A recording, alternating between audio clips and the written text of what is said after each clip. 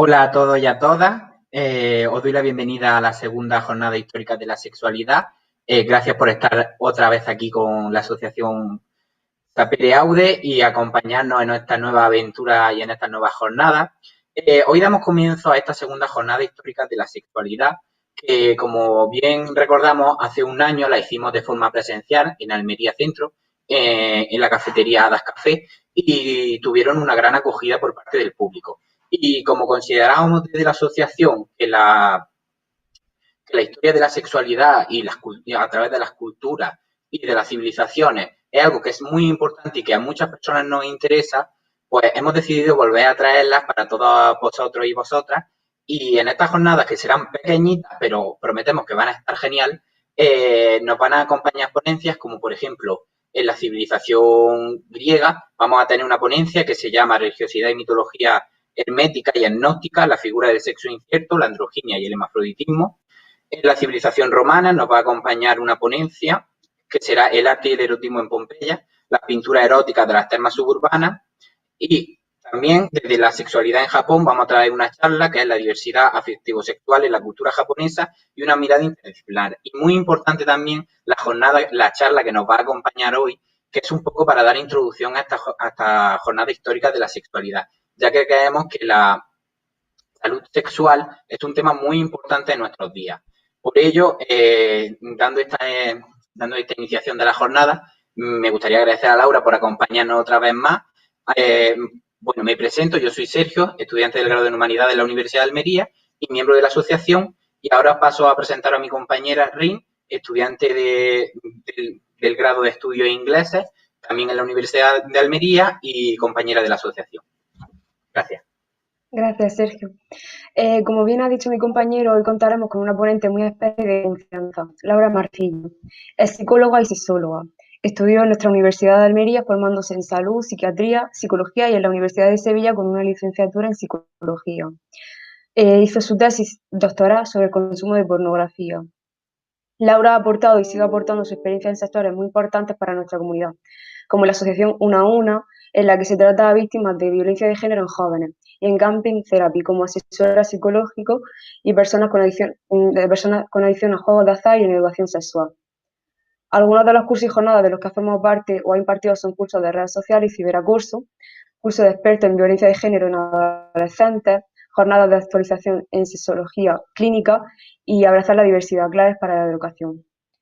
Muestra de algunas formaciones y ponencias impartidas por ella son la sexualidad y autoestima para jóvenes, Me quiere, no me quiere, uso y consumo de la pornografía, igualdad de género y sexualidad en el contenido universitario. También ha publicado artículos y publicaciones como son Cómo ayudar a una mujer cercana que sufre violencia de género, visibilidad bisexual, condón y mascarilla, mujeres que viven con sus agresores. Bueno, le paso. Bueno, muchísimas gracias por la presentación, Rim. Así da gusto. Antes que nada, bueno, pues agradecer a Sapere Aude volver a contar conmigo. Siempre es un placer y se siente como en casa. Tengo que puntualizar que la tesis todavía no la he terminado. O sea, me ha hecho mucha ilusión cómo suena eso de que haya realizado la tesis, pero oficialmente todavía la estoy realizando. Cuando la termine lo anunciaré a bombo y platillo y se va a enterar todo Almería, por lo menos. Pero bueno, ahí estoy. Y me gusta muchísimo, bueno, cuando Sapere Aude me contactó, me ofreció participar de nuevo en las jornadas, que por supuesto me faltó tiempo para decir que sí, y además me dices la idea, porque la idea fue vuestra, de qué tema os gustaría tratar, pues me pareció súper interesante. Primero porque, bueno, yo no soy historiadora, entonces, aunque me gusta mucho la historia y la historia de la sexualidad, pues siempre vas con un poquito más de miedo cuando hablas de las cosas que a lo mejor no controlas tanto.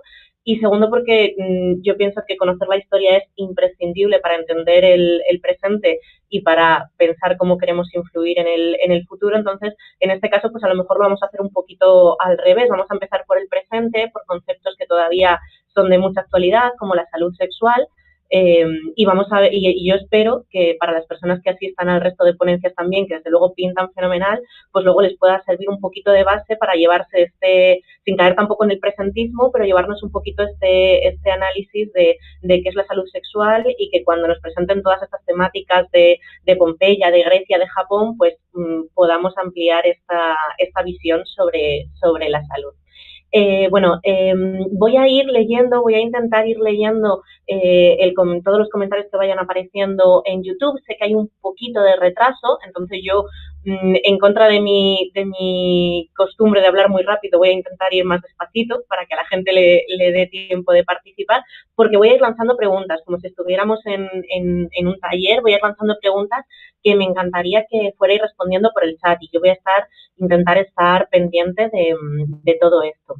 No sé si se está viendo ya mi presentación o si le puedo dar a que empiece, o para que se vea. Bueno, de momento está pues, lo típico, la portada con el título y demás, y hemos decidido titularlo La salud sexual es revolucionaria, que yo creo que se irá entendiendo a lo largo de la charla por qué este concepto, por qué no cualquier otro, porque hablamos de revolución o de algo revolucionario. Pero vamos a empezar un poco más poquito a poco. Es decir, antes de empezar a explicar el tema de la revolución y algunos conceptos básicos, de primeras, si os lanzase la pregunta, ¿tienes una buena salud sexual? Tú que me estás escuchando, ¿tienes una buena salud sexual?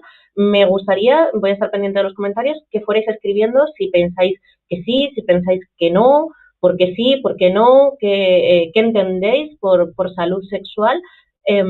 Porque, bueno, me da la impresión de que a veces cuando hablamos de salud sexual todavía se analiza la salud desde un ámbito bastante biologicista, bastante médico, que evidentemente forma parte de la salud, pero como iremos viendo no es lo único.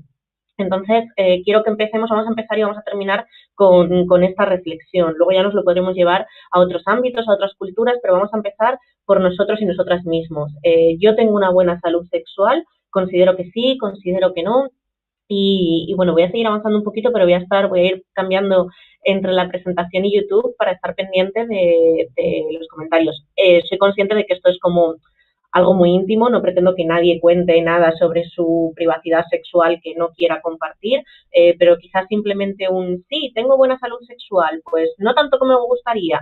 Si no queréis entrar en por qué no toda la salud sexual que deseáis, pues tampoco pasa nada, pero bueno, comenta Marina, ves que bien, ya están llegando comentarios. Tendría que saber la definición de salud sexual para dar una respuesta. Claro, esta es la trampa con la que yo estoy jugando, que os estoy preguntando algo antes de que hayamos visto la definición. ¿Por qué he hecho la pregunta antes de dar la definición? Precisamente porque vuestra respuesta puede cambiar simplemente con el concepto que podamos tener en la cabeza de qué es la educación sexual, la educación sexual, perdón, como hablo tanto de educación sexual se me van los términos.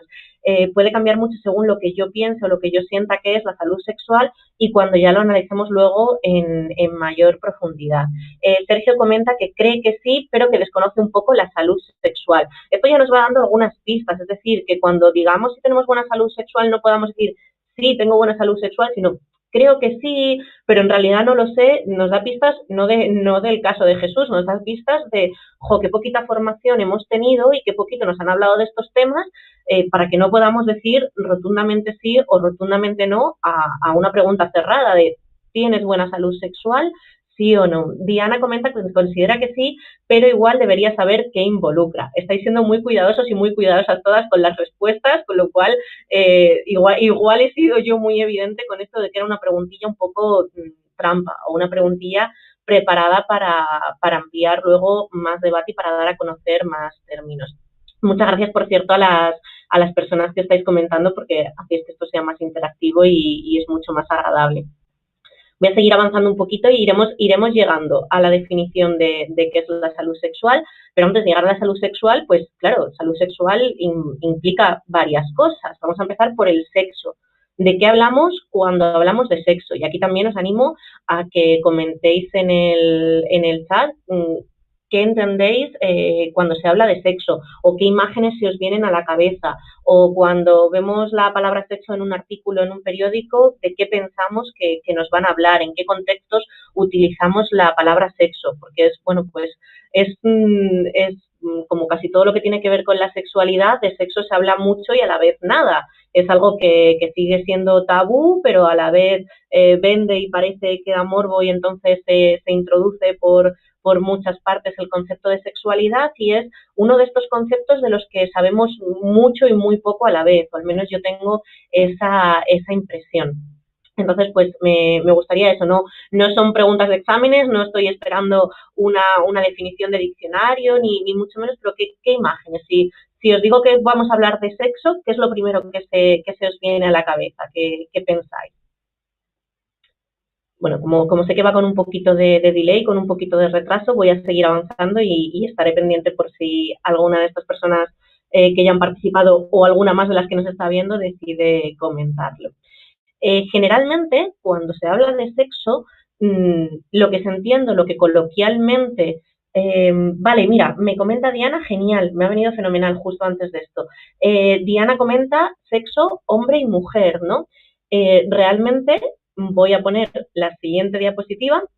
Realmente una de las primeras cosas que se nos suele venir a la cabeza y que coloquialmente entendemos cuando se habla de sexo es precisamente el sexo biológico, esas características fisiológicas que desarrollan los individuos de una especie. En el caso de la especie humana, esto nos convertiría a las personas bien en machos, bien en hembras o bien en personas intersexuales, porque no siempre el desarrollo de la sexuación, el desarrollo sexual no siempre es binario, no siempre es en un extremo o en el otro. Tradicionalmente asociamos el hecho de hablar de sexo biológico, muchas veces lo asociamos todavía con el género, es decir, pensamos que una persona que es hembra o que tiene un desarrollo biológico de hembra va a ser mujer y viceversa, que una persona que tiene desarrollo de macho, desarrollo sexual como macho, va a ser hombre. Es verdad que esto es así en el 99% de los casos, la inmensa mayoría de personas tienen un género que coincide con su sexo biológico, pero no siempre es así. Y también las personas intersexuales, que biológicamente no son ni macho ni hembra, también pueden tener un género o binario o no binario. Esto no va de la mano. Pero es verdad que cuando hablamos de sexo, una de las primeras cosas es sexo biológico, porque además vemos que en nuestro DNI pone sexo, M-O-H, aunque realmente esto es más bien el sexo registral, con lo cual esa es una de las primeras definiciones. Cuando hablamos de sexo podemos pensar en términos de biología. Marina comenta que es mucho más, efectivamente es mucho más, y que se ha ido por otro lado. Me encantaría, Marina, si te apetece, que comentes por qué lado te has ido tú, porque, no sé si me estoy adelantando, pero a lo mejor al hablar de sexo hemos pensado en esa otra definición, en la definición de relaciones sexuales, ese conjunto de prácticas y comportamientos que buscan el placer sexual. Evidentemente, cuando hablamos de relaciones sexuales parece que automáticamente estamos implicando que tiene que haber otra persona en la ecuación y realmente sexo también son aquellas prácticas que tenemos en solitario. Cuando hablamos de tener sexo, de practicar sexo, no siempre tiene por qué haber otra persona conmigo. En un encuentro sexual puede ser con un compañero o compañera o puede ser conmigo mismo y la masturbación evidentemente también es una forma de sexo, una forma de practicar sexo. Estos yo diría que son los dos grandes rasgos que cuando hablamos de sexo nos solemos tirar más por una parte o por la otra. Si encima ponemos sexo en el diccionario de la RAE, nos sale esto de aquí, que vemos que, bueno, que realmente lo está, más o menos, aunque aquí haya 4 definiciones y luego algunos coloquialismos, más o menos se centran en lo mismo. La condición orgánica de los animales y las plantas se refiere un poquito a lo que hablábamos de sexo biológico, conjunto de seres pertenecientes a un mismo sexo, sí iría también en esta línea, igual que los órganos sexuales, que al final son esas características fisiológicas que nos dividen entre machos y hembras principalmente, aunque también hay personas intersexuales. Y ya en la cuarta definición ya hablaríamos un poquito de esto de relaciones sexuales. Aquí, evidentemente, la RAE no determina lo que significan las palabras, sino que recoge cómo se suelen usar esas palabras, es decir, qué usos habituales hay. Los significados de las palabras pueden y suelen, y yo pienso que deben ir cambiando con el tiempo para ir adaptándose a la nueva realidad. Y de hecho podemos ver que, bueno, que cuando tienen que poner un ejemplo de actividad sexual, de sexo como actividad sexual, no se les ocurre ningún otro ejemplo que está obsesionado con el sexo, que yo cuando lo vi dije, bueno, qué negativo, ¿no? O sea, de todas las cosas que se pueden decir usando la palabra sexo, la primera que nos ponen es la de estar obsesionado con el sexo, con lo cual ya hay un poquito una connotación negativa del sexo como algo malo. Y luego, por supuesto, tenemos esto aquí del bello sexo, del sexo débil, del sexo fuerte, que por supuesto no es que estas cosas sean así, esos son solamente estereotipos de género, pero como durante mucho tiempo se han usado con estas connotaciones, esos coloquialismos, pues al final han acabado recogidos en el diccionario. Dentro de un tiempo, yo confío en que si todo va bien y superamos estos estereotipos, a lo mejor algún día ya no tendrá sentido que estén en el diccionario porque no habrá que entenderlos en ningún contexto porque no se utilizarán de esta manera.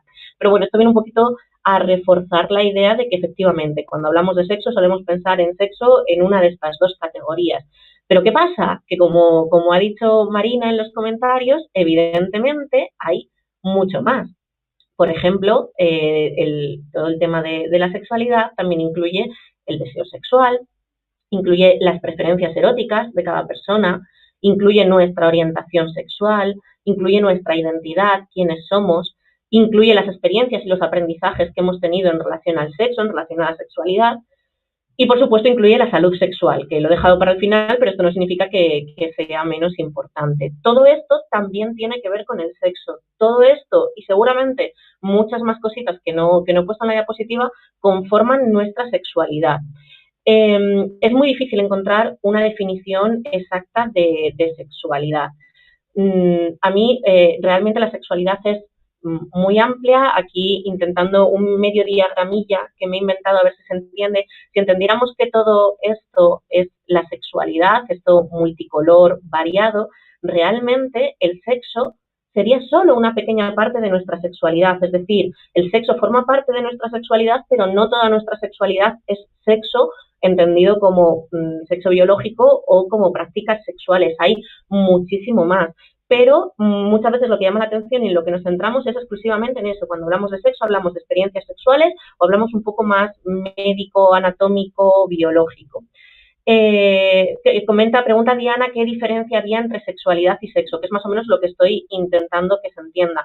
Todo lo que es sexo forma parte de la sexualidad, pero la sexualidad excede el sexo, va más allá de la biología, va más allá de las prácticas sexuales que podamos practicar o no, que nos gusten o no, incluye también nuestro historial de vida, la educación que hemos recibido, los valores que nos han inculcado y, por supuesto, se integra dentro de una sociedad, con lo cual todo lo que ocurre en esa sociedad, en ese momento histórico y en esa cultura, influye muy mucho en la manera en la que vivimos nuestra sexualidad. De hecho, por eso una de las frases que más escucharéis, posiblemente si alguna vez habéis escuchado a algún otro sexólogo o sexóloga hablar de este tema, posiblemente esta frase os suene ya porque la decimos yo creo que absolutamente todos los sexólogos, y es que existen tantas sexualidades como personas en el mundo.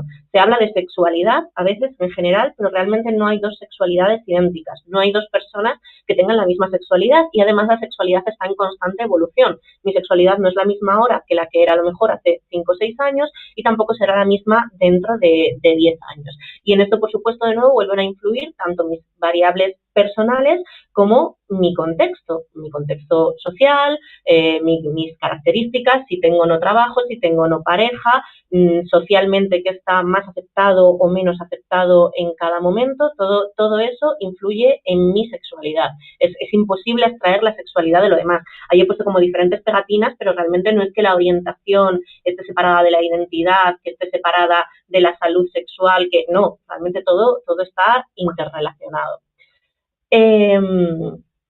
Voy a seguir avanzando un poquito y a ver si pasa. No, como os decía, no hay una sola definición de sexualidad, pero si yo tuviera que quedarme solo con una, me quedo con esta, que es de Rosa Zapata, una profesora, de hecho, de la Universidad de Almería, es profesora en el máster de sexología, y una de las definiciones más bonitas y completas que yo he encontrado nunca de sexualidad es esta. La sexualidad es la capacidad de dar y recibir caricias.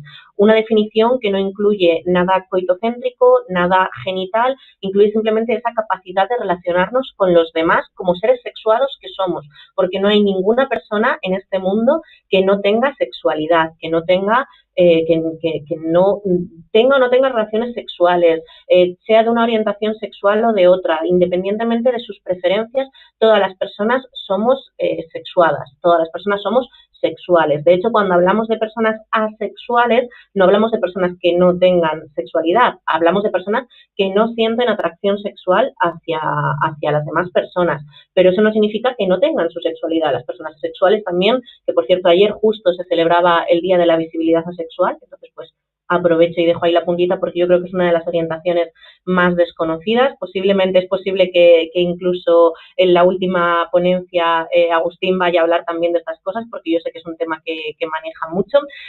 La sexualidad no se refiere a la ausencia de sexualidad, se refiere a la ausencia de atracción sexual porque absolutamente todas las personas somos sexuales.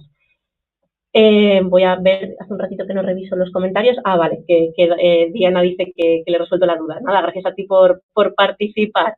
Vamos a meternos ya un poquito de lleno en el tema de la salud sexual. Es decir, si ya hablamos de salud sexual, no de sexualidad en general, esta definición es la de la Organización Mundial de la Salud y habla de ese estado de bienestar físico, emocional, mental y social relacionado con la sexualidad, súper importante más allá de la ausencia de enfermedad o disfunción, es decir, no estar mal sexualmente, para que nos entendamos, que yo no tenga ninguna infección, ninguna enfermedad, ninguna disfunción, no garantiza que yo tenga una buena salud sexual, porque para yo conseguir salud sexual necesito llegar al grado máximo de bienestar posible.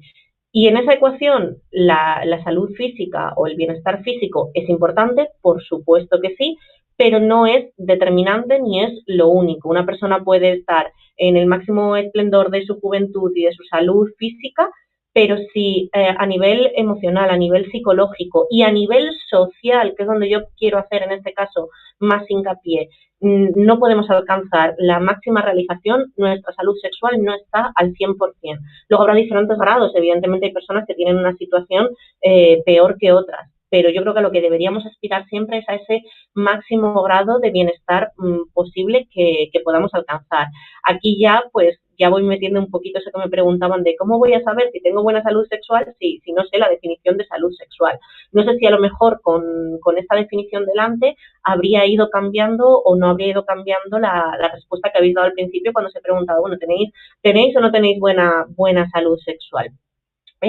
Considero muy importante, aunque evidentemente no se trata de una jerarquía y no es que haya elementos por encima de otros, pero el tema social, el tema de la importancia del bienestar social dentro de la salud sexual, porque es el que muchas veces más se obvia, porque pensamos a veces que si una persona no tiene ninguna disfunción, ninguna enfermedad, psicológicamente está bien o considerablemente bien, pues ya no pensamos que esa persona le pueda estar faltando o tenga necesidad de cuidar un poquito más la salud sexual, pero es que nuestra salud sexual no depende única y exclusivamente de nosotros, depende también de nuestro contexto.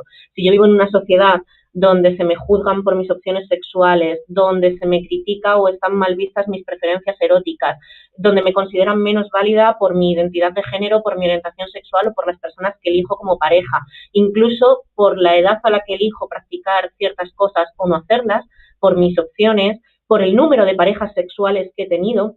En el momento en que estos factores juegan un papel diferenciador y se nos discrimina por nuestras opciones sexuales, nuestra salud sexual nunca va a estar al máximo, porque ya no somos completamente libres para tomar decisiones en cuanto a nuestra sexualidad, porque no somos, yo no pienso que deberíamos. Se nos dice muchas veces que cada uno tiene que hacer lo que quiera sin importar lo que piensen los demás. Esto sobre el papel queda muy bonito, pero en la práctica, en la vida real, no somos herméticos, no podemos abstraernos al 100% del que dirá la sociedad, especialmente cuando esa sociedad también está representada en nuestros seres queridos, en nuestra familia, en nuestro entorno, con lo cual, mientras la sociedad no cambie, mientras la sociedad no avance hacia una tolerancia total y absoluta de todas las formas de sexualidad, entiéndase, siempre y cuando no dañen a otras personas, por supuesto, posiblemente ninguna persona vaya a tener la salud sexual todo lo avanzado o el máximo grado que debería alcanzar. Marina comenta que no entiende muy bien la definición y que no sabe identificar si tiene una buena salud sexual. Pues con tu permiso, Marina, voy a seguir un poquito más porque justo lo último que había traído al final de la presentación es precisamente un pequeño ejercicio de reflexión para que entre todos y entre todas podamos analizar si yo tengo una buena salud sexual. Entonces, voy a seguir avanzando un poquito, luego hago este ejercicio y me encantaría escuchar leer más que escuchar vuestras respuestas. Para conseguir una buena salud sexual o para intentar perseguirla en la medida de lo posible, existen los derechos sexuales. Los derechos sexuales derivan de los derechos humanos, son parte de los derechos humanos y buscan precisamente esto, garantizar una vivencia de la sexualidad libre, segura, con confianza, sin culpabilidad, sin vergüenza, sin miedos. Pero, ¿qué pasa? Bueno, en muchos sitios vais a ver que además ponen derechos sexuales y reproductivos. Aquí yo meto mi cuñita para decir que no me gusta el término sexual y reproductivo porque parece que los separa, como si lo sexual fuera por un lado y lo reproductivo fuera por el otro. Me pasa lo mismo cuando escucho, por ejemplo, educación afectivo-sexual. ¿Cómo que afectivo-sexual? ¿Qué pasa? ¿Que lo afectivo va por un lado y lo sexual va por otro? ¿Somos afectivos de cintura para arriba y sexuales de cintura para abajo? Realmente no se puede disociar, no se puede separar ni la sexualidad de la afectividad ni la sexualidad de la reproductividad. Una cosa es que muchas personas puedan vivir su sexualidad sin intereses reproductivos, evidentemente nuestra sexualidad es mucho más amplia que el hecho de querer o no querer tener hijos, donde faltaría más, pero eso no implica que nuestra capacidad reproductiva acaba influyendo en nuestra sexualidad, tanto si yo deseo tener hijos como si no deseo tener hijos, como el momento en el que yo deseo tenerlos. De mi capacidad reproductiva se deriva también mi menstruación, que por supuesto forma parte de mi sexualidad y de mi salud sexual,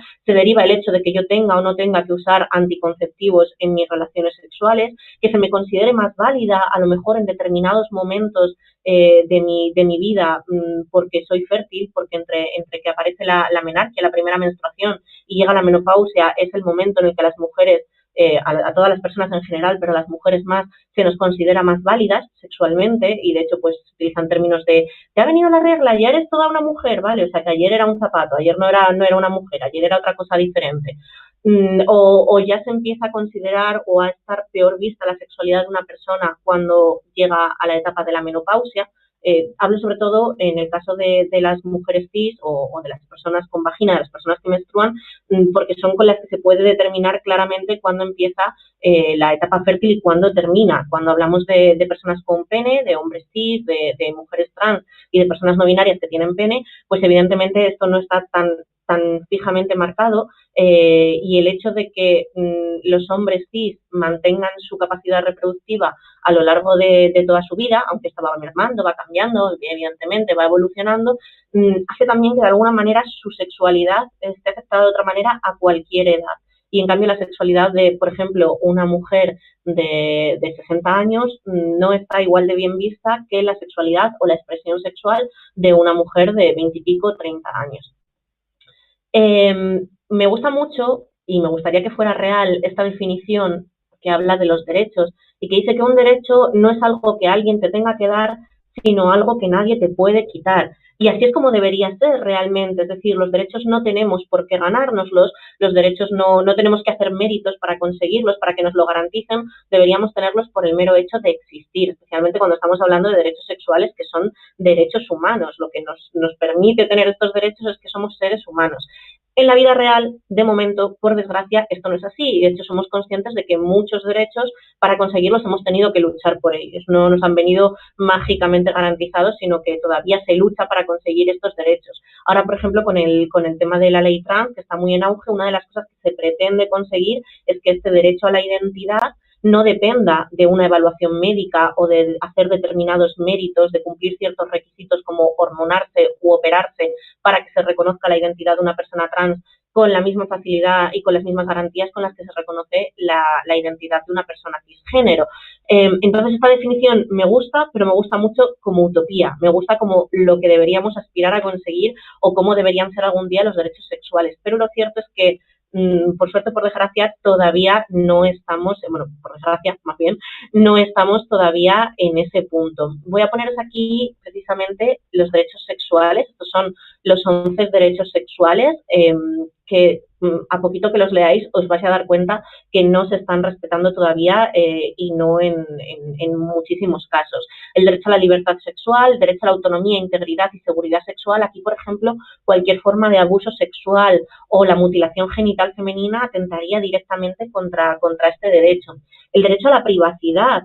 ¿Cuántas veces atentan contra este derecho cuando simplemente en una entrevista de trabajo nos preguntan si tenemos o no tenemos pareja, si queremos tener o no queremos tener hijos? Ya como encima nos pregunten cuál es nuestra orientación sexual, ni te cuento. Esto son preguntas que son ilegales, que no nos deberían hacer nunca en una entrevista de trabajo, pero se hacen, todavía se hacen en la práctica, y eso atenta contra el derecho sexual a la privacidad. Es decir, igual que yo tengo derecho a decir libremente cuál es mi orientación sexual, cuáles son mis opciones sexuales, mi preferencia, también tengo derecho a no decirlo, no solo a manifestarlo, sino también a callarlo o a no comentarlo o a no contarlo si yo no quiero.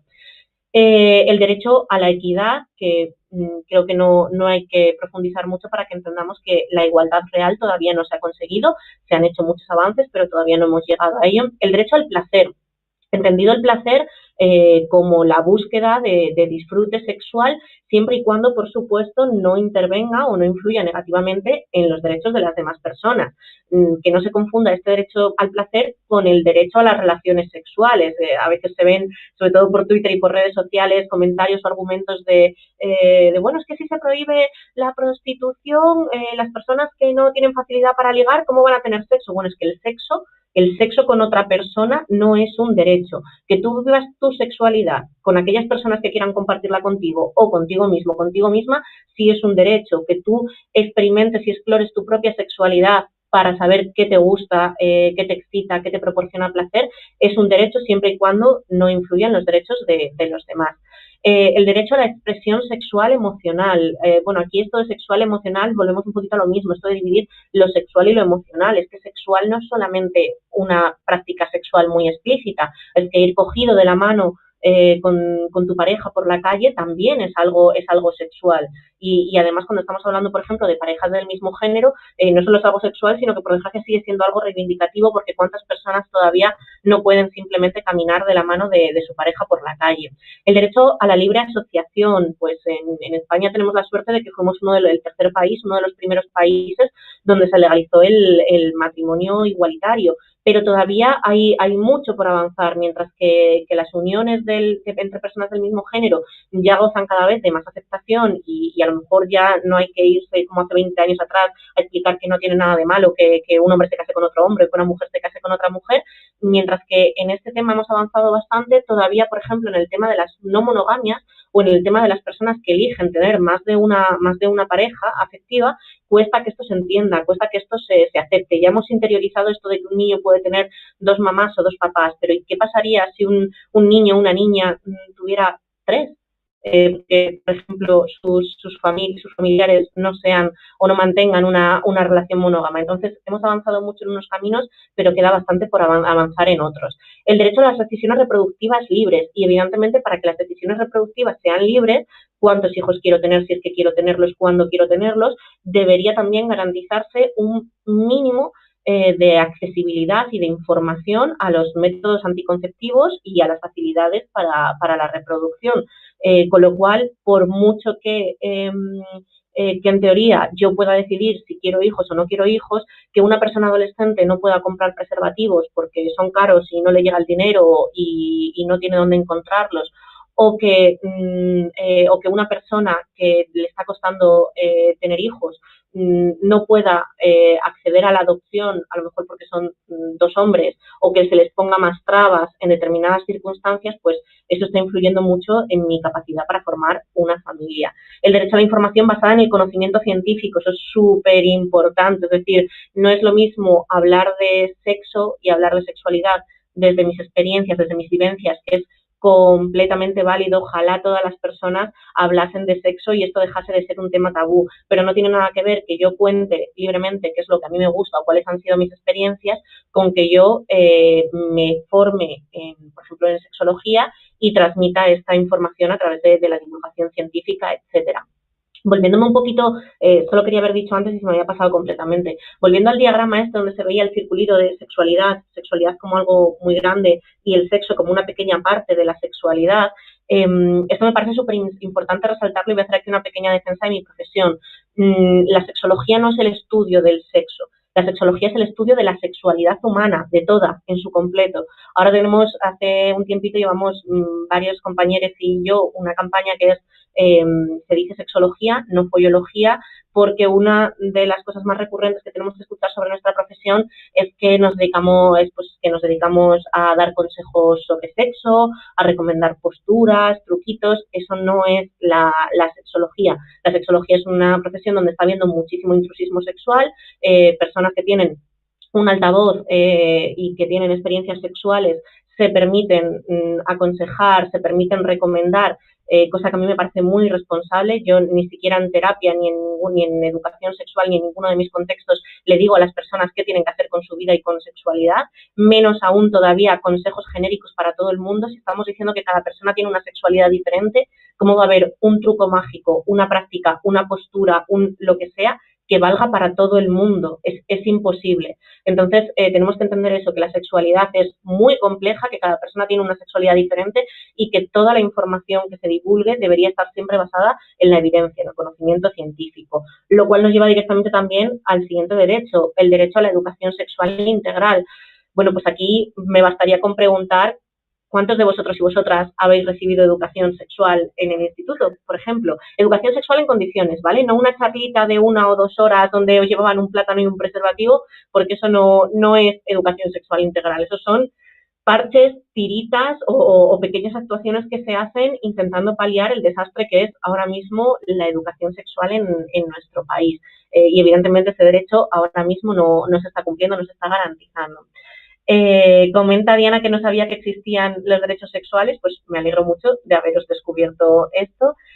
O las pastillas anticonceptivas que solo se pueden adquirir con una prescripción médica. Bueno, en concreto, lo de las pastillas anticonceptivas yo sí lo entiendo en el sentido de, al ser un medicamento que tiene unos efectos secundarios, es importante que antes de tomar unas pastillas anticonceptivas nos expliquen en qué consisten. Existen pastillas anticonceptivas con diferentes sustancias, con diferente concentración de diferentes sustancias que pueden afectar de distinta manera a nuestro organismo. Con lo cual, de hecho, lo ideal sería, antes de empezar a tomar las pastillas anticonceptivas, si es que decidimos y deseamos tomarlas, que también nos hicieran un análisis para comprobar cómo van a sentar esas pastillas a nuestro cuerpo, porque entre otras cosas tienen efectos secundarios, efectos que en ocasiones pueden llegar a ser graves, una predisposición al cáncer de mama por la influencia de los estrógenos, etcétera, etcétera. Entonces yo sí pienso que antes de acceder a las pastillas anticonceptivas es bueno que nos hagan una evaluación médica, pero no para que no podamos acceder o no como un obstáculo para acceder a ellas, sino como una garantía para acceder con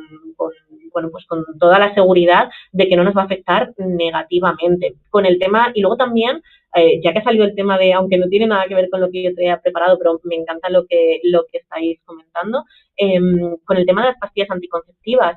¿Qué pasa con el tema de los anticonceptivos? Casi siempre cae la responsabilidad en las mujeres cis, en las personas que tienen vagina, útero, casi salvo el preservativo para el pene. Actualmente todos los métodos anticonceptivos que se están comercializando, el DIU, la pastilla anticonceptiva, la inyección, el parche, el anillo hormonal, el implante subdérmico, todos son de uso en personas con vagina, en la persona que tiene la capacidad de gestar. Parece, se dice, se lleva comentando mucho tiempo que van a comenzar también a comercializar anticonceptivos masculinos, pero todavía no hemos llegado a ese momento. Entonces aquí también en la balanza, en lo que hablábamos antes de la igualdad, en la balanza de la equidad de género, pues hay una clara descompensación, porque muchos de estos métodos son productos médicos que tienen efectos en nuestro cuerpo y en la mayoría de los casos somos las mujeres cis las que estamos soportando estos efectos.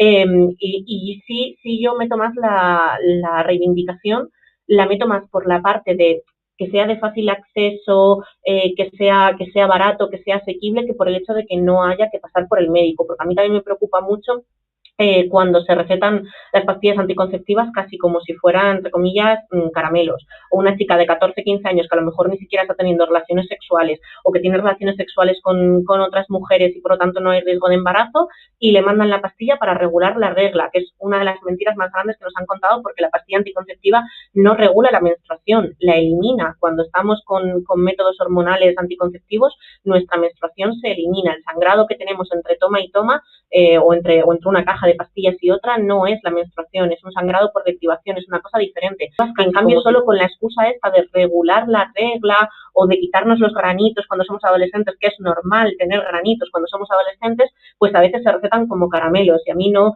deja de indignarme y sorprenderme, pues bueno, todo lo que se ha destapado, todo el lío que se ha montado con la vacuna del coronavirus, porque ha habido unos poquitos casos de trombo, con métodos hormonales. Las pastillas anticonceptivas causan más trombos todos los años y no alzamos la voz y no lo criticamos de la misma manera. Veo que se me acumulan comentarios, así que voy a leerlos un poquito.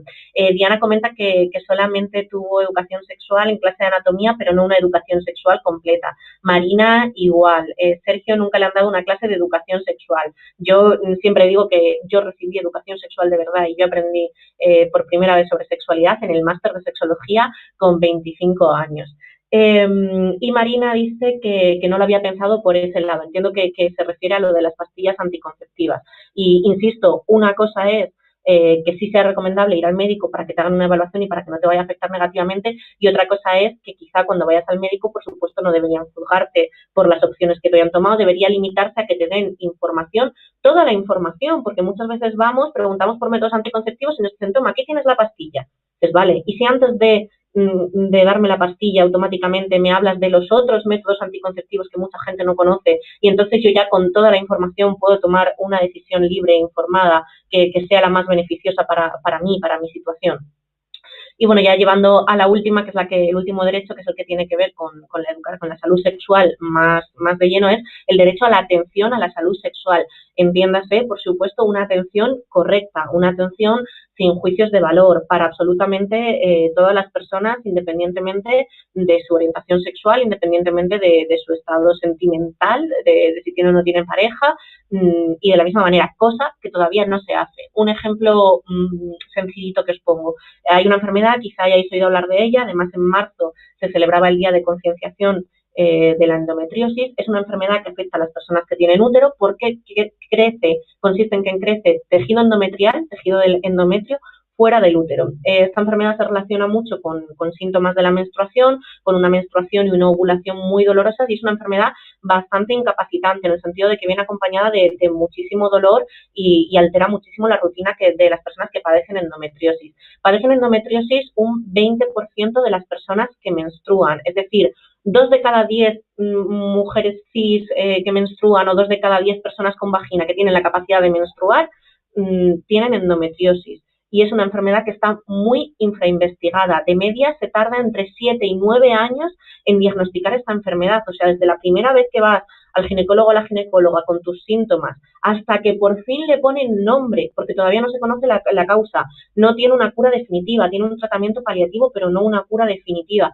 De 7 a 9 años, solamente hasta que le pongan nombre a lo que a ti te pasa. Vamos a llevárnoslo al contrario. Si las personas que tienen pene una vez al mes tuvieran un dolor de testículos que se mueren, ¿cuántas investigaciones habría habido al respecto? ¿Cuántos habría estudiado? Si nos lo llevamos a la parte de las disfunciones sexuales, de las dificultades sexuales, la dispareunia, el dolor durante el coito, tiene casi 10 veces más número de investigaciones que la eyaculación precoz. Es decir, un problema que por supuesto que afecta a muchas personas y que no hay que quitarle importancia y que se puede, por suerte, trabajar en consulta, pero que influye sobre todo en la velocidad o en el control que tú tienes sobre el momento en el que eyaculas, tiene 10 veces más investigaciones que el hecho de que haya personas con vagina que sufren dolor cada vez que intentan mantener relaciones sexuales o tener alguna práctica sexual que tenga que ver con sus genitales. Entonces, lo que os decía, la balanza está muy, muy desequilibrada, y este derecho a la atención sexual, atención a la salud sexual, viene directamente marcado por las investigaciones que hay en salud sexual. Si desde el momento en el que se hacen las investigaciones no se están haciendo de manera equitativa, no se están invirtiendo los mismos recursos en ciertos problemas que en otros, para cuando lleguemos a atención primaria o tengamos que ir a consulta a decir que nos duele la regla, que me duele mantener relaciones sexuales, ya vamos con un lastre, ya vamos arrastrando un problema. Vale, brevemente, como habíamos llamado a la ponencia que la salud sexual es revolucionaria, pues a lo mejor hay gente a la que esto le ha evocado lo de la revolución sexual. ¿Cuándo fue la revolución sexual? Bueno, pues la revolución, hubo varias, o hay varias, o siguen existiendo muchas revoluciones sexuales. La más famosa o la que es más fácil evocar cuando se habla de la revolución sexual suele referirse a esta que tuvo lugar en los años 60. Se dieron varias circunstancias que tienen que ver tanto con la invención de la penicilina, lo cual redujo las infecciones de transmisión sexual, como con la invención de la pastilla anticonceptiva, lo cual permitió separar, no separar, pero bueno, digamos, poder vivir la sexualidad sin que tuviera una influencia directa en nuestra capacidad reproductiva. Esto supuso una liberación, entre comillas, para la mujer, en el sentido de que pudo empezar a vivir su sexualidad sin el miedo a las enfermedades, sin el miedo a los embarazos no planificados, y bueno, permitió abrir la conversación de la sexualidad femenina, conversación que a día de hoy todavía no está cerrada, es un melón muy grande, todavía hay mucho que decir sobre sexualidad femenina, pero si ponemos en Google revolución sexual, posiblemente gran parte de los artículos y de los blogs y de la información que encontremos nos remita a este momento histórico de los años 60.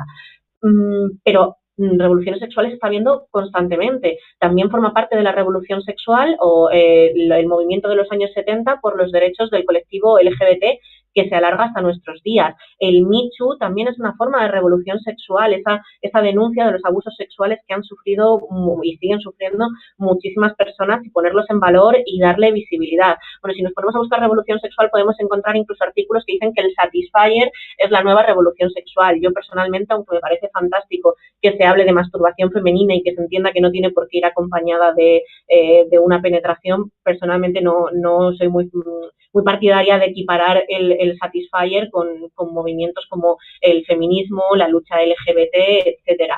La lucha que está teniendo lugar en muchísimos países musulmanes para que las mujeres puedan conducir o no tengan por qué llevar el velo, también forma parte de la revolución sexual, evidentemente. Entonces, revoluciones sexuales está habiendo constantemente, a veces se ganan pequeñas batallitas, pero para mí la verdadera revolución sexual sería conseguir, no sé cómo, ojalá lo supiera, si lo supiera estaría poniendo todo mi empeño y todo mi esfuerzo en que se llegara a ello. Lo intento a través de talleres de educación sexual, de divulgación en redes, etcétera, pero el objetivo, cuando por fin podremos decir que la revolución sexual ha terminado, se ha conseguido, se ha ganado la revolución, es cuando absolutamente todas las personas tengan una buena salud sexual. Entonces yo pues aquí cambiaría un poquito el cuándo fue la revolución sexual por cuándo será. ¿Cuándo vamos a abrir todos esos melones que nos quedan por abrir? Y con esto voy a terminar con el ejercicio que le he prometido a Marina. Voy a ir haciendo una serie de preguntas y simplemente quiero que mentalmente, bueno, si lo queréis comentar también en los comentarios de YouTube, pues me parece perfecto, me parece genial, pero simplemente que vayamos mentalmente diciendo sí, no, o haciendo un check, como el reto de TikTok de baja un dedo, sí, pues vamos a ir mentalmente bajando dedos si nos han pasado estas cosas. Voy a ir lanzando una serie de preguntas. ¿Alguna vez te han insultado llamándote maricón? Independientemente de si eras o no eras homosexual, pero utilizando este término. ¿Alguna vez te han juzgado por la ropa que te has puesto? ¿Alguna vez te han dicho que es normal que la regla duela? ¿Alguna vez has sentido presión por mantener determinadas prácticas sexuales o hacerlo a determinada edad? Digamos, ese perder la virginidad, entre miles de millones de comillas. ¿Alguna vez has tenido miedo al caminar por la calle sin compañía? ¿Alguna vez te han tocado una parte del cuerpo sin tu permiso? ¿Alguna vez te han presionado para mantener relaciones sexuales sin preservativo? ¿Alguna vez te han insultado utilizando términos como puta, guarra, salido, pervertido, etcétera? ¿Alguna vez te has preguntado si tus gustos sexuales son normales o te has sentido mal por las cosas que te excitan, por las cosas que te ponen? ¿Alguna vez te has acomplejado de alguna parte de tu cuerpo? ¿Te has preguntado si tus genitales son de un color, de un tamaño o de una forma adecuados o adecuadas? ¿Alguna vez te has sentido juzgado o juzgada por tus elecciones sexuales? ¿Alguna vez han puesto en duda cuál es tu género, cuál es tu identidad, quién eres realmente? ¿Alguna vez has sufrido estereotipos y te han dicho que tienes que hacer algo o que no puedes hacer algo por el hecho de ser hombre o mujer? podría seguir un buen rato, ¿vale? Pues pequeñas muestras de cosas que tampoco hay que irse muy lejos, no me tengo que ir a abusos sexuales, no me tengo que ir a mutilaciones genitales, no me tengo que ir a casos muy extremos.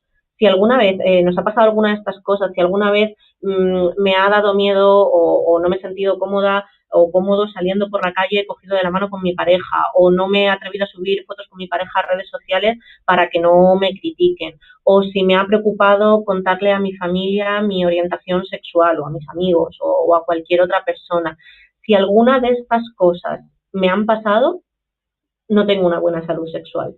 Y no es mi culpa y no es mi responsabilidad porque no depende solo de mí, pero necesitamos esa revolución que convierta la salud sexual no en un privilegio, sino en un derecho, algo que todas las personas tengan garantizado, más salvo excepciones, salvo circunstancias que no se puedan controlar, como si puedan ser las enfermedades.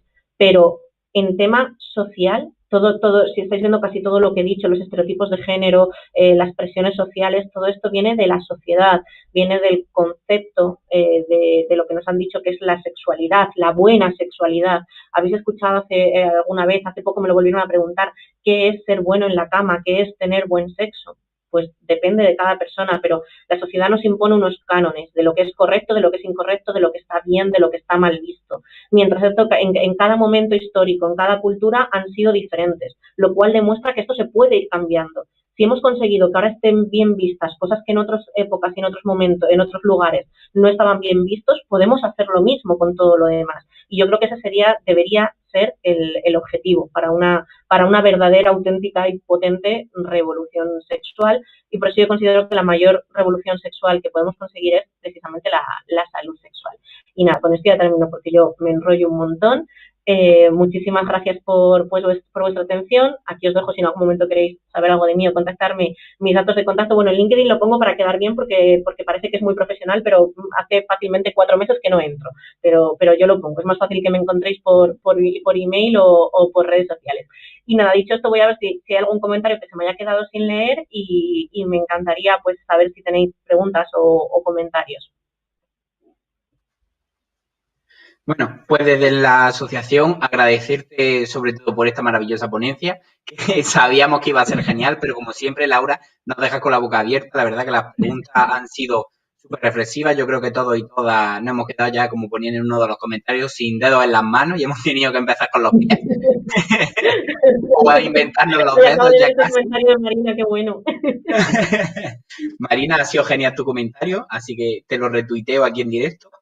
Y nada, por mi parte y por parte de la asociación y de RIM aquí que hoy también me acompaña, agradecerte un montón esta ponencia porque creemos que era muy importante que estas jornadas se abrieran y empezaran también un poco en nuestro día a día. Aunque vamos a hacer un recorrido histórico, la sexualidad es algo que nos ha acompañado como tú dices, como especie. No todos tenemos la misma sexualidad, ni todos somos iguales, ni tenemos que seguir un mismo canon. En ese sentido, si mi compañera me lo permite, voy a empezar haciéndote una pregunta desde la asociación. Y bueno, y aprovecho para decir que el chat sigue abierto para todas aquellas personas que estéis interesados e interesadas en seguir haciéndole preguntas a la ponente.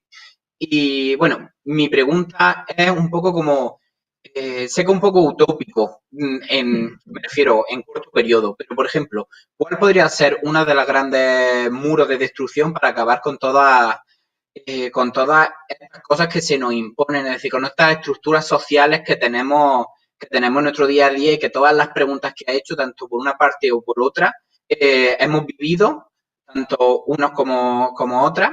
¿Y cuál crees que podría ser uno de los grandes muros que se podrían, de los primeros en derrumbar, en derribar? Bueno, no sé si de los primeros, o sea, también yo un poquito, bueno, pues la cabra tira al monte, ya sabéis que yo me apasiona la educación sexual y yo creo que ese sería un gran muro. O sea, si conseguimos que haya, como hay en otros países, que es que no es imposible, es difícil, es difícil y es complicado y va a haber muchos obstáculos, pero si consiguiéramos una educación sexual integral, de calidad, a todas las edades, formal, desde infantil hasta que se acabase la educación secundaria obligatoria, evidentemente adaptando los temas, evidentemente adaptando el lenguaje, las dinámicas, los métodos, Pero si consiguiéramos eso, claro, yo ahora cuando voy a un instituto, el trabajo que tengo que hacer, si a mí, pues yo qué sé, mañana yo voy a un tercero de la ESO, mañana, ¿tercero? Bueno, mañana voy a un curso, luego lo compruebo. Mañana tengo un taller, creo que con tercero de la ESO. Si yo llego por primera vez a tercero de la ESO, casi siempre que llego pregunto, ¿habéis recibido educación sexual? ¿Habéis tenido otros talleres que os han visto? Las respuestas más frecuentes son, como había dicho, creo que se siguió antes, nunca he recibido educación sexual, o como mucho, sí, algo de preservativos, de esto, de lo otro, pero muy poquito. Si yo llego en tercero de la ESO, muchas de estas cosas de los deditos que hemos estado viendo, de los estereotipos de género, de que nos hagan comentarios sobre nuestro cuerpo, sobre nuestra forma de vestir, etcétera, sobre nuestra orientación sexual, ya han pasado. O sea, llegamos tarde, pero llegamos tarde por años y años. Entonces, ahora mismo la educación sexual que se está haciendo, porque es lo que hay, nos tenemos que adaptar a las circunstancias, es de construir los aprendizajes y las ideas erróneas que nos han ido inculcando para luego intentar construir algo un poquito más sano. Pero ahora mismo la educación sexual no se está haciendo como una construcción, sino como una deconstrucción. Si la educación sexual empezara cuando somos pequeñitos y pequeñitas, no habría que empezar quitando ideas sobre estereotipos de género, sobre si los hombres tienen más deseo sexual, sobre si no, porque directamente podríamos empezar a construir un concepto mucho más veraz, mucho más adecuado, más positivo, más sano. Entonces ya la educación sexual ya no sería como una forma de prevención de lo malo, sino también como una forma de potenciación de lo bueno. Entonces yo creo que evidentemente la educación sexual tampoco es mágica, no puedes cambiarlo absolutamente todo, ni puedo poner, ojalá, ni puedo poner la mano en el fuego a que nunca jamás habría una agresión sexual ni cierto tipo de problemas, pero desde luego serían mucho menos frecuentes, conllevarían mucho menos malestar cosas que no tienen que llevarlas, como, yo qué sé, pues los complejos corporales, la autoestima, la preocupación por el tamaño de tus genitales o por cuánto tiempo tardas en alcanzar el orgasmo o qué pasa si no alcanzas el orgasmo un día, Dios mío, el fin del mundo. Todas estas cosas con una buena educación sexual yo creo que se reducirían a la mínima expresión, a lo que ya no se puede evitar. Entonces, para mí ese es el gran muro. No creo que estemos muy cerca de conseguirlo, de hecho, por lo que estamos viendo, pues bueno, sigue habiendo debates y propuestas que si de PIN parental, que si de limitar y dificultar aún más la educación sexual. Además, en los grados, en las carreras donde se estudia educación, no suele haber formación en educación sexual, que eso también sería una barrera a batir. Es decir, yo puedo ir a los institutos, me encanta ir a los institutos, disfruto muchísimo de mi trabajo, pero posiblemente mis intervenciones podrían ser diferentes o serían diferentes, aparte de si hubiera una asignatura, por ejemplo, de educación sexual o que permitiera hacer educación sexual dentro de ella, si los propios profesores y profesoras que están todos los días con el alumnado tuvieran un mínimo de formación para resolver dudas, para plantear temas, para introducir debates y cuestiones que son interesantes. Entonces, para mí, uno de los grandes muros es la educación sexual, porque digamos que yo qué sé, es como el efecto dominó. Si conseguimos tirar ese muro, yo creo que hay otros muchos que van a ir cayendo. Y yo no creo que lo vayamos a ver, ojalá me equivoque, no creo que lo vayamos a ver en los próximos 5 años, 10 años, pero yo, si de aquí a que me muera llego a ver educación sexual obligatoria implementada en España, yo ya me puedo morir feliz.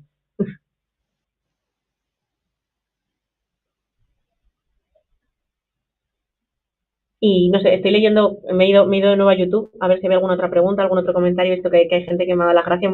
Muchas gracias por el feedback. Os preguntan también a vosotros que cuándo es la siguiente ponencia. No sé si también Pues alguien quiere aprovechar para hacer alguna pregunta antes de que me vaya. Vamos a dejar esa parte para el final. Marina, al final te lo decimos y tal, que tenemos ya, lo íbamos a recordar al final. Rim, ¿tú tienes alguna pregunta? Sí, que el tema de la educación en sí de sexo, yo por ejemplo no he tenido tampoco, de chica por lo que dábamos en ciencias sociales y poco más, y por la educación sexual que he tenido ha sido a base de golpes, que a día de hoy es cuando estoy superando esos baches y esos traumas. Y yo, por ejemplo, cuando aún era virgen, chicas más jóvenes que yo me preguntaban, me decían que voy a tener la semana que viene mi primera vez, que cómo me preparo, y yo no tenía ni idea, porque yo en ese momento tampoco es que tuviese mucha experiencia. Que te quería preguntar, por ejemplo, ¿qué haces en ese tipo de situaciones? Porque a día de hoy pues, muchas amigas mías también me preguntan que qué debo hacer mi primera vez y cosas así, y yo pues sigo sin saber darle respuesta. Les digo que dejen fluir la situación y que si se ven muy presionadas, que llamen. O sea... Pues bueno, fíjate, o sea, evidentemente, muchas gracias por la pregunta y además por la sinceridad, por el estar exponiendo algo íntimo, algo personal tuyo. De aquí me llaman la atención dos cosas que evidentemente esto no tiene que ver contigo, eso tiene que ver con toda la sociedad y cómo nos lo han inculcado. Son el término virginidad y el término primera vez. Es decir, y esto es así, esto yo me lo sigo encontrando en los institutos. Muchas de las preguntas que me hacen en los institutos tienen que ver con la virginidad. ¿Cómo hago para que no me duela cuando pierda la virginidad? ¿A qué edad debería perder la virginidad? Etcétera, etcétera. Claro, la virginidad realmente no existe como algo material, es un constructo, es un concepto que nos hemos inventado y ahora me puedo inventar un término para dividir a la gente que ha probado sushi de la gente que no ha probado sushi. Y el problema no es solo que dividamos a esa gente, es que les juzgamos en función de cuál de esas dos cajas están metidas cada persona. Pero la virginidad tal cual no existe, anatómicamente no tiene sentido, no hay nada que cambie en nuestro cuerpo, ni en nuestra personalidad, ni en nuestra sexualidad con una primera penetración. Bueno, sí, es una experiencia más. También es una experiencia más viajar por primera vez al extranjero o montarte por primera vez en una montaña rusa. Son primeras veces, nos aportan cosas, experiencias, conocimiento, descubrimiento sobre nosotros mismos, lo que nos gusta y lo que no, pero no es un cambio radical y definitivo con ese peso, con esa influencia que se le pone. Y en cambio, pese a que hay miles de millones de primeras veces en la vida, pues yo qué sé, yo en Semana Santa por primera vez me he ido a jugar al ESO. Ha sido mi primera vez y me ha dolido y todavía tengo moratones de esa primera vez. La primera vez que das un beso, la primera vez que le confiesas a alguien que te gusta, la primera vez que practicas sexting, la primera vez que duermes con otra persona, hay millones de primeras veces. De hecho, ojalá a lo largo de nuestra vida nunca deje de haber primeras veces. Pero cuando hablamos de la primera vez, parece que todo el mundo sabe a qué se refiere. Entonces, claro, es esa concepción del sexo súper coitocentrista, heterosexual, por supuesto, porque se suele pensar en un hombre y en una mujer cis, penetración, pene en vagina, etcétera, etcétera. Más allá de esta reflexión sobre la virginidad y sobre las primeras veces, a mí lo más valioso que creo que se le puede decir a cualquier persona, tanto para estas prácticas como para cualquier otra, es el sexo nunca, jamás tiene que doler. Porque a veces hemos interiorizado ese concepto de la primera vez o la primera penetración como algo doloroso, como algo molesto. Si la sexualidad es natural y sirve para proporcionarnos placer, ¿qué sentido tiene que la primera vez nos duela? O sea, si las cosas que a mí me duelen yo no las hago una segunda vez. Yo me compro unos tacones y me hacen una herida, no me lo vuelvo a poner a la semana siguiente. Y la sexualidad no está pensada para ser algo puntual en nuestra vida. Las relaciones sexuales están pensadas para acompañarnos durante toda nuestra vida si así lo decidimos. Con lo cual, yo a mí lo que me da mucha pena es que todavía veo que hay muchas chicas jóvenes que viven su primera vez con miedo, con preocupación, cuando realmente tendría que ser, pues eso, como la primera vez que vas a un concierto, como la primera vez que haces cualquier otra cosa que te apetezca hacer, si es que realmente te apetece hacerlo. Entonces yo me quedaría con él. Hazlo solo porque a ti te apetezca y si realmente te apetece, si te apetece tener sexo pero no te apetece esta práctica, hay otras muchas opciones y si decides que a ti te apetece esta práctica, que sepas que no te tiene por qué doler. Y esto ya en sí mismo, simplemente, este conocimiento ya posiblemente posibilita que haya menos posibilidades de que nos duela. Porque incluso si nos duele, que por doler me puede doler la primera o la número 1000, si me duele y yo sé que no es normal, no es natural que me esté doliendo, voy a hacer algo por cambiarlo. Si me han dicho que no va a tener que doler sí o sí por narices, cuando me empiece a doler, me voy a quedar así, voy a esperar, voy a rezar porque pase rápido y que no me vuelva a ver la siguiente vez y ya está. Entonces yo me quedaría con eso, con el asegurarse que la persona lo hace solo porque lo desea y que no le tiene por qué doler, que la sexualidad puede ser satisfactoria desde las primeras prácticas, no hay por qué ir ganando experiencia para disfrutar de ello. Hombre, no va a ser como en una película romántica y va a salir todo maravilloso y vamos a llegar al clímax a la vez sin apenas conocernos, pero el descubrimiento, las risas, un poco la torpeza con tal, también pueden ser divertidos. Desde luego lo que no tienen por qué ser nunca es dolorosos y todavía asociamos muchas veces sexualidad con dolor, a través de la menstruación, a través de la penetración, a través del sexo anal, etcétera, etcétera. Da igual, el sexo nunca jamás tendría por qué doler, salvo que haya personas que tengan esa preferencia y que sí que les guste o sean capaces de obtener placer a través del dolor, en cuyo caso también es una preferencia válida, pero por elección propia, no porque yo me crea que me tiene que doler y me acabe doliendo.